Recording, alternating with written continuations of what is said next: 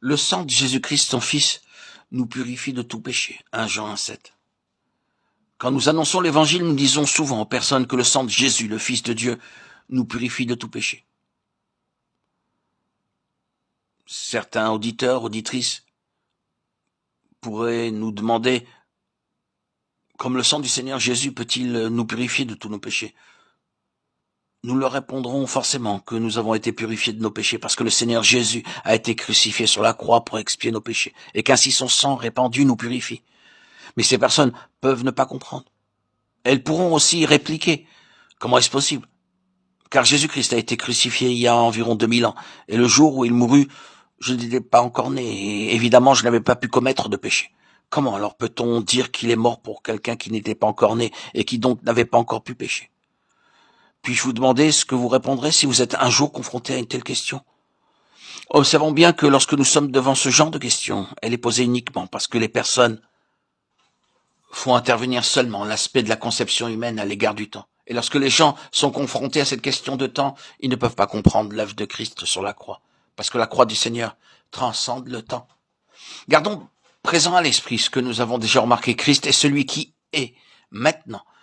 Car pour Dieu, il n'existe pas de distinction entre passé et futur. Pour lui, il est toujours aujourd'hui, d'éternité en éternité.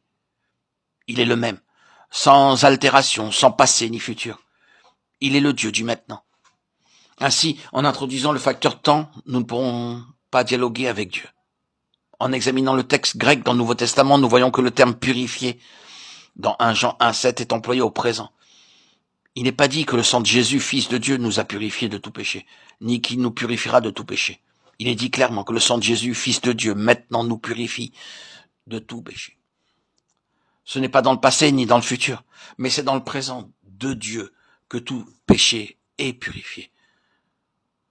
Avant d'avoir été sauvés, nos pensées étaient continuellement gouvernées par une certaine conception du temps. Nous pensions que Jésus était une personne très éloignée de nous. En termes d'espace, il avait vécu en Israël, dans la lointaine contrée de Judée. En termes de temps, nous étions séparés de lui par 1900 ans d'histoire. Comment alors avait-il pu mourir pour nous? Comment un sauveur du passé avait-il pu sauver un pécheur du présent? Le Seigneur Jésus est le sauveur d'une histoire qui appartient au passé. Mais moi, je suis un pécheur vivant présentement.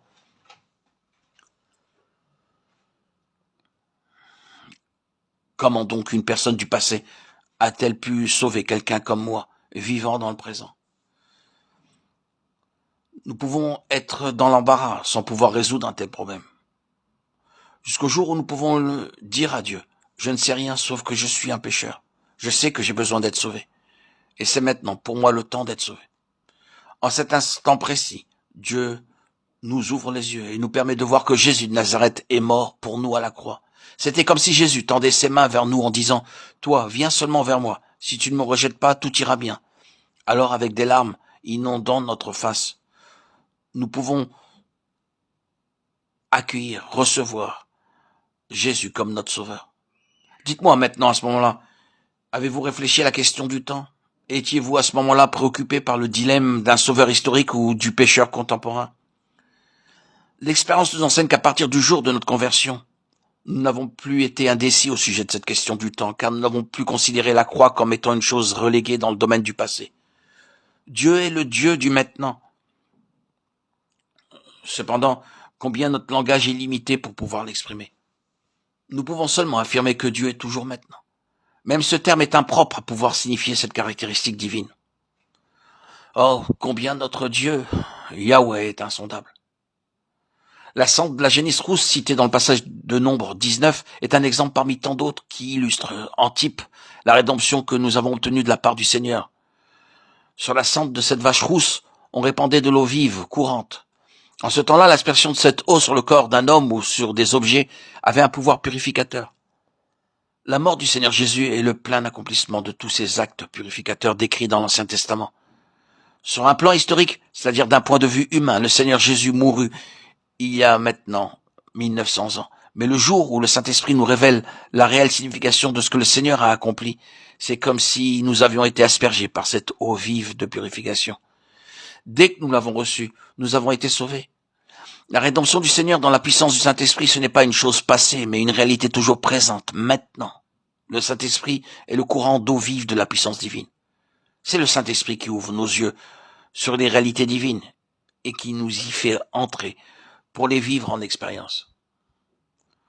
Souvenons-nous toujours que Dieu est le Dieu du maintenant. Il n'y a pas de passé en lui. Ce que nous faisons passera, mais ce que Dieu fait ne passera point, car il est la vie et le vivant pour toujours. Selon notre conception des choses, ce qu'il fait a une relation avec le temps, comme d'une chose déjà accomplie dans le passé ou encore qui devra se réaliser dans le futur. Mais en ce qui concerne Dieu, ce qu'il fait est toujours présent, car il est la vie parfaite. Et il est tellement parfait que son œuvre est immuable. Nous, en tant qu'êtres humains, nous devons croître, et avec ce fait, le passé devient une évidence. Je grandis un peu maintenant, et après un peu de temps, je grandirai un peu plus. Et comme je grandis, je considère les premières choses comme appartenant au passé. D'une part, il y a croissance, mais d'autre part, il se crée un passé historique. Mais d'éternité en éternité, Dieu est le même. Et il ne peut y avoir de passé en Dieu. Rien de lui ne peut passer. Il est le Dieu vivant, et il vit pour toujours. À l'instant même où une personne est sauvée, ses yeux sont ouverts sur un autre sauveur présent, et non pas sur un sauveur passé. À moins d'être affranchis de la limitation du concept humain du temps, nous sommes dans l'incapacité de pouvoir connaître le Dieu qui n'est pas assujetti par le temps.